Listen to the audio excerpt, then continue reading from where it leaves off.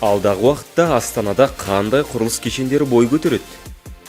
ЛРТ Қазақстандағы алғашқы жеңіл метро, 22 шақырым 18 станция, биыл іске қосылады. Tier 4 орталық Азиядағы ең ірі деректер орталығы, 4000 серверлік орын келесі жылы қолданысқа беріледі.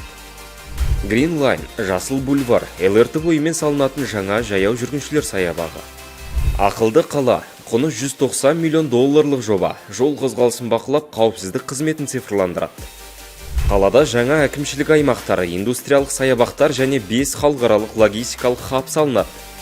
Еңселі елорда аз уақытта адам танымастай өзгерді. Шаһар гүлденіп дамыған сайын елдің әлеуметтік және экономикалық ахуалына оң әсер етуде. 6 шілде Астана күні 27 жылдық мерейтойын тойлайтын жас орда бүгінде қазақстандықтардың мақтанышы мен келбетіне айналды. Астана күні құтты болсын.